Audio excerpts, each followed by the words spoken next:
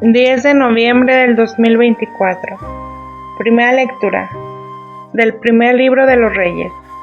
En aquel tiempo el profeta Elías se puso en camino hacia Sarepta. Al llegar a la puerta de la ciudad, encontró allí una viuda que recogía leña. La llamó y le dijo: «Tráeme por favor un poco de agua para beber». Cuando ella se alejaba, el profeta le gritó: «Por favor, tráeme también un poco de pan». Ella le respondió: «Te lo juro por el Señor tu Dios, que no me queda ni un pedazo de pan, tan solo me queda un puñado de harina de tinaja y un poco de aceite en la vasija. Ya ves que estaba recogiendo unos cuantos leños. Voy a preparar un pan para mí y para mi hijo. Nos lo comeremos y luego moriremos». Elías le dijo: «No temas, anda y prepáralo como lo has dicho, pero primero haz un panecillo para mí y tráemelo.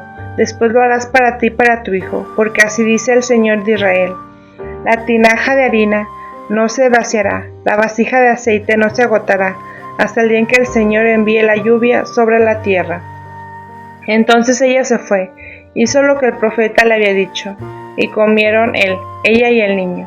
Y tal como había dicho el Señor por medio de Elías, a partir de ese momento, ni la tinaja de harina se vació, ni la vasija de aceite se agotó. Palabra de Dios. Salmo responsorial. El Señor siempre es fiel a su palabra. El Señor siempre es fiel a su palabra, y es quien hace justicia al oprimido. Él proporciona pan a los hambrientos y libera al cautivo. El Señor siempre es fiel a su palabra. Abre el Señor los ojos de los ciegos y alivia al agobiado. Ama el Señor al hombre justo y toma al forastero a su cuidado. El Señor siempre es fiel a su palabra. A la viuda y al huérfano sustenta y trastorna los planes del inicuo. Reina el Señor eternamente. Reina tu Dios, oh Sión, reina por siglos. El Señor siempre es fiel a su palabra. Segunda lectura de la carta a los Hebreos.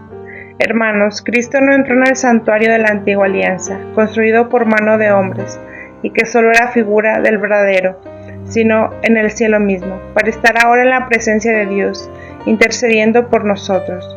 En la antigua alianza, el sumo sacerdote entraba cada año en el santuario, para ofrecer una sangre que no era suya.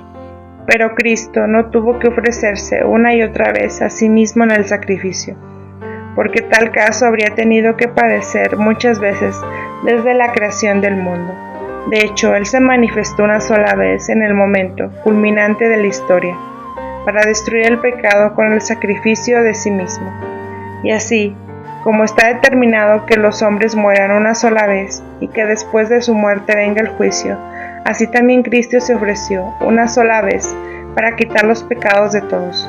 Al final se manifestará por segunda vez, pero ya no será para quitar el pecado, sino para la salvación de aquellos que lo guardan en Él y tienen puesta su esperanza. Palabra de Dios. Evangelio del Santo Evangelio según San Marcos. En aquel tiempo enseñaba Jesús a la multitud y le decía: «Cuidado con los escribas, les encanta pasearse con amplios ropajes y recibir reverencias en las calles. Buscan los asientos de honor en las sinagogas y los primeros puestos en los banquetes.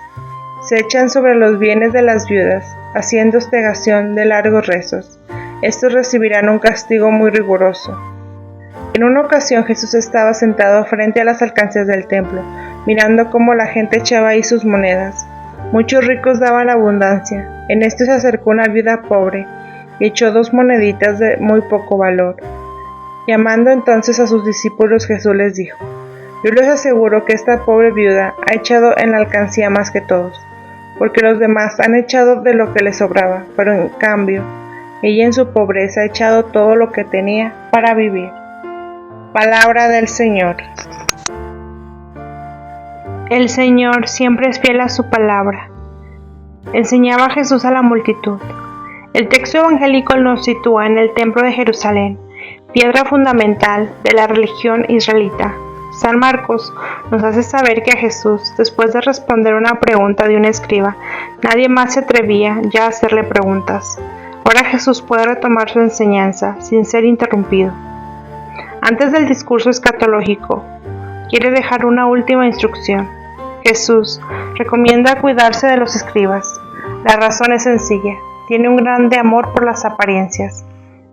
Cuidado con los escribas.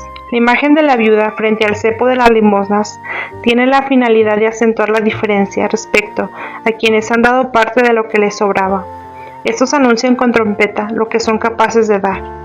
No es esta conducta de los hombres que busca el reconocimiento y el aprecio de los demás a través de imágenes prefabricadas, aprovechando la buena fe de las personas. Jesús critica esta actitud al igual que orar durante mucho tiempo para ser vistos. Critica la conducta ostentosa de tales religiosos, nada alejada de muchos cristianos de hoy, tanto en el mundo de la iglesia como fuera de ella. Religiosidad aparente. Los escribas, además de cuidar escrupulosamente su imagen para parecer más importantes que los demás, también les encanta poseer más. Se echan sobre los bienes de las viudas, es decir, roban a las personas más vulnerables que existen en esa sociedad, junto con los huérfanos y los extranjeros.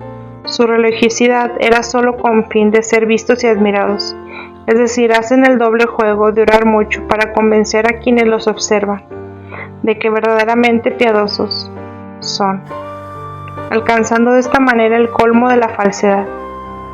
La sentencia de Jesús no tiene vuelta de página. Estos recibirán un castigo muy riguroso. Estas tres categorías mencionadas en la Biblia, que ellos conocían casi de memoria, tienen a Dios mismo como su defensor. Esto lo comprobamos en casi todos los profetas. Los escribas, en lugar de defender a las viudas en nombre por cuenta de Dios, se aprovechan de ellas sin ningún escrúpulo. Las viudas como mujeres socialmente no tenían ninguna importancia porque no estaban protegidas por el hombre que las representara y defendiera. Comentario del Papa Francisco. Jesús desenmascara este mecanismo perverso. Denuncia la opresión instrumentalizada de los débiles por motivos religiosos, diciendo claramente que Dios está al lado de los últimos. Y para grabar esta lección en la mente de los discípulos, les pone un ejemplo viviente.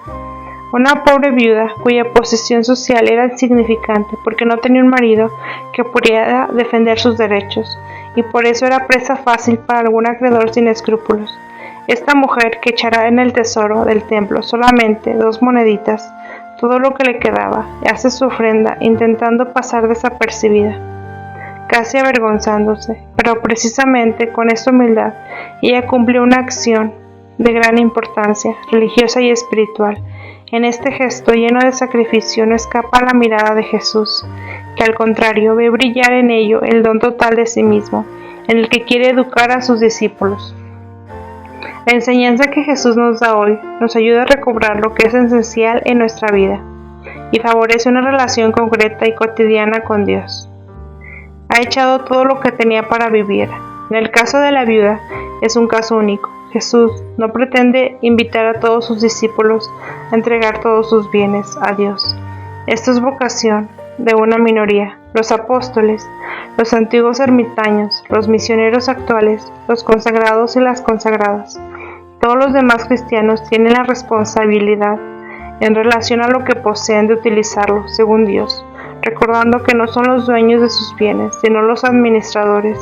Un día serán llamados a rendir cuentas de cómo lo han administrado. El profeta Elías se puso en camino hacia Sarepta. En el encuentro de 2 personas pobres, Elías vivía privado de todo, sin hogar, sin rumbo, sin posibilidad de sustento, y una viuda paupérrima, al borde de la muerte por hambre. Tiene solo un puñado de harina y un poco de aceite para preparar el último bocado antes de morir ella y su hijo. Elías exhorta a tener valor para dar gratuitamente y preparar un pan, ya que la harina de la tinaja no se acabará y la vasija del aceite no se vaciará. En la carta a los Hebreos nos dice que los antiguos sacerdotes subían al templo una vez al año y sacrificaban muchos animales. El sacrificio de Cristo bastará una sola vez y con su muerte salvará a la humanidad. Podemos acercarnos a su trono para pedir que nos dé salvación.